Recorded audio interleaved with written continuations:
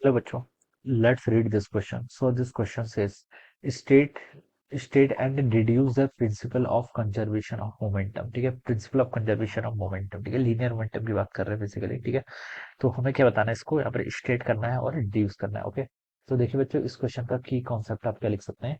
The key concept of this question आप लिख सकते हैं कंजर्वेशन ऑफ मोमेंटम. लिख लीजिए, क्या लिख लीजिए, conservation of momentum. Alright, conservation of momentum, this will be the key concept of this question. ठीक है, तो बच्चों देखिए, Newton third law of motion से हम इस चीज का पर डिराइव कर सकते हैं. ठीक है, Newton second law of motion क्या बताती है, जो आपका फोर्स होता है, फोर्स को हम कैसे लिखते हैं, जो आपका एक्सटर्नल फोर्स होता है it is equal to rate of change of momentum. क्या होता है, आपका rate of change of momentum के इक्वल होता है. ठीक है, तो अगर देखिए, अगर आपके सिस्टम पर आपका एक्सटर्नल फोर्स जीरो है, यानी कि कोई एक्सटर्नल फोर्स ही एक्ट नहीं कर रहा है सिस्टम पर, तो हम बता सकते हैं जो इसका डीपी बाई डी टी है वो क्या होगा, जीरो के इक्वल.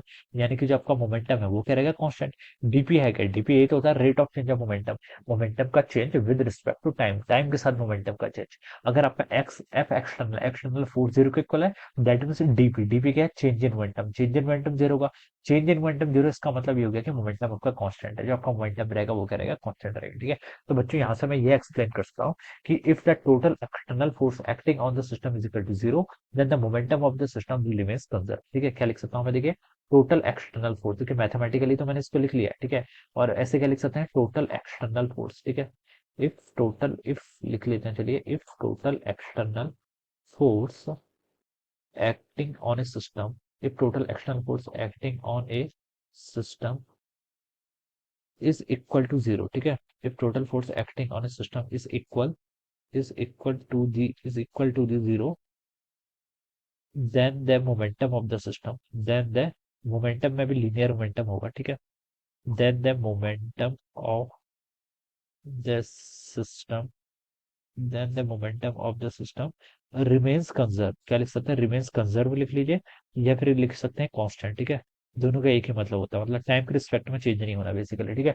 तो ये आपका क्या है, this is the statement of the principle of conservation of momentum. ठीक है, इसको देखिए आप ऐसे एक्सप्लेन कर सकते हैं.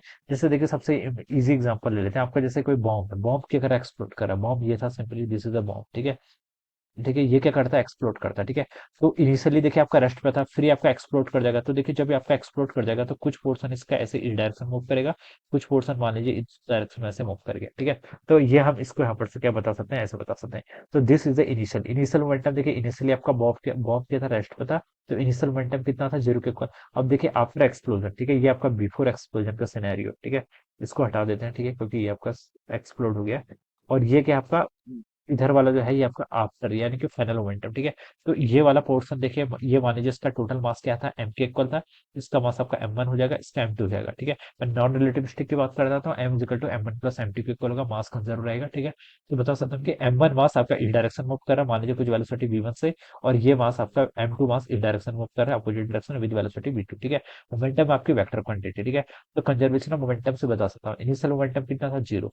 फाइनल मोमेंटम भी कितना होता है, जीरो होना चाहिए. ठीक है, तो देखिए, ये आपका राइट को जा रहा है तो उसमें प्लस ले लेता हूँ m1v1, और ये वाला m2 मास आपका लेफ्ट को जा रहा है, इसलिए इसको मैं नेगेटिव लूंगा. देखिए, इसलिए ले रहा हूँ क्योंकि मोमेंटम वेक्टर क्वांटिटी और डायरेक्शन का ध्यान रखना है, अगर एक को पॉजिटिव लेंगे तो दूसरे को नेगेटिव लेना ही पड़ेगा. ठीक है, तो यहाँ पर से मैं ये बता सकता हूँ. और m1v1 किसके इक्वल होगा, m2v2 के इक्वल होगा. ये कंक्लूजन भी मैं इनसे डिराइव कर सकता हूँ. ठीक है, तो ये आपका क्या है, this is the conservation of momentum. ठीक है, कंजर्वेशन ऑफ मोमेंटम फॉलोड होता है, इसीलिए अगर आपका बॉम्ब का कुछ पार्ट लेफ्ट को जाएगा तो कुछ पार्ट राइट को जाना ही पड़ेगा, तभी आपका मोमेंटम कंजर्वेशन है. और दिस इज एक्चुअली हैपेंड, ये एक्चुअली में होता है. ठीक है, so this is the answer of this question. So I hope you all understood this concept. All the best and thank you so much.